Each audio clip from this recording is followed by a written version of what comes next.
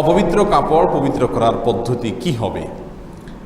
এর আগেও আমরা এই বিষয়ে বলেছিলাম যে কোনো কাপড় যদি অপবিত্র থাকে, সালাতের জন্য যেহেতু শরীরের পোশাক এগুলো পবিত্র থাকা শর্ত, সেজন্য আমাদের অপবিত্র পোশাক আশাককে আমরা পবিত্র কিভাবে করব সেই পদ্ধতি জানা থাকা দরকার। আপনার পোশাকের বা কাপড়ের চোপড়ের যদি কোনো এক জায়গায় অপবিত্রতা লেগে থাকে, সেটা পেশাব হতে পারে, পায়খানা হতে পারে, যে কোনো ময়লা যদি অপবিত্রতা যদি লেগে থাকে, নাপাক হয়, যেই জায়গাটা নাপাক হয়েছে ওই জায়গাটা নাপাককে আপনি দূর করে দিলে, রিমুভ করে দিলে সে কাপড়টা কি হয়ে যাবে? পাক হয়ে যাবে।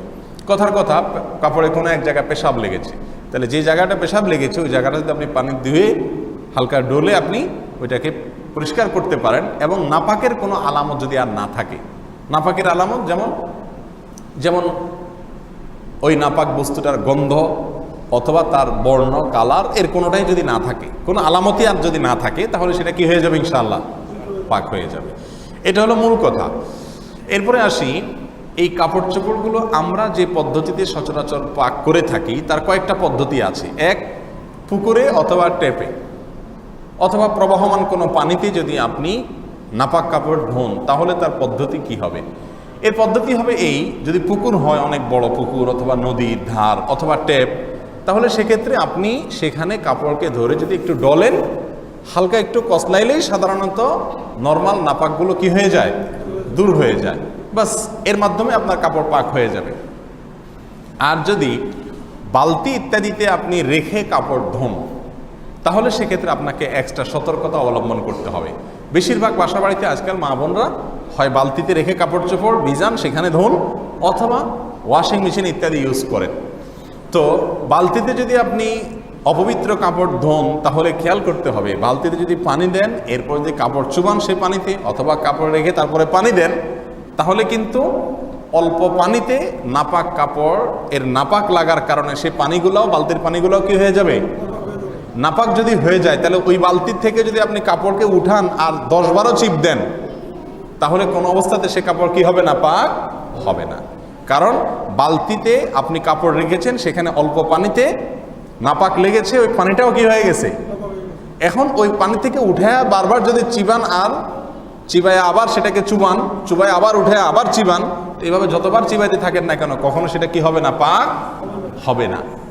আপনি বালতিতে রেখেছেন পাউডার ইত্যাদি দিয়া, ঠিক আছে, সেখান থেকে ময়লা দূর হলো, এরপরে আপনাকে আলাদা ট্যাপের পানিতে ধরে সেটাকে কি করতে হবে?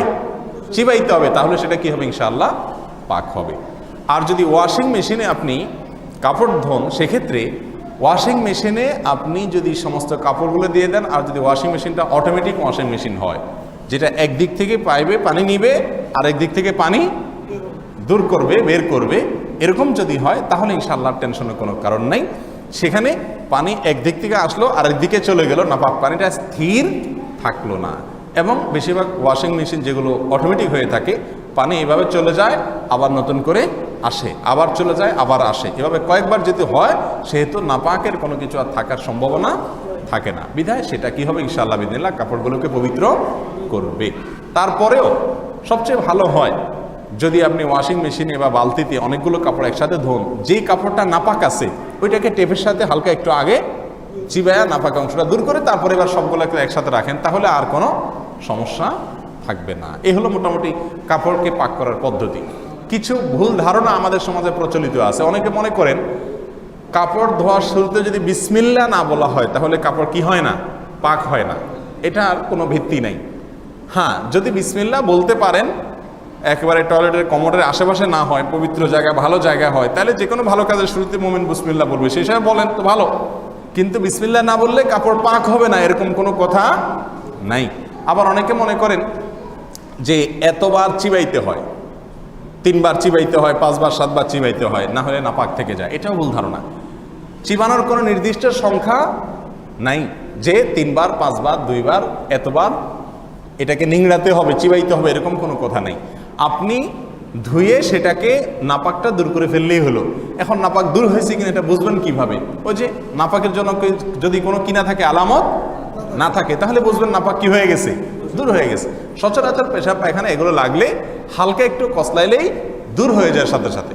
এরপরে এতবার চিবাইতে হবে, বিসমিল্লাহ বলতে হবে, এরকম কোনো শর্ত নাই। আল্লাহ সুবহানাহু ওয়া তাআলা আমাদের সকলকে বুঝার তৌফিক দান করুন।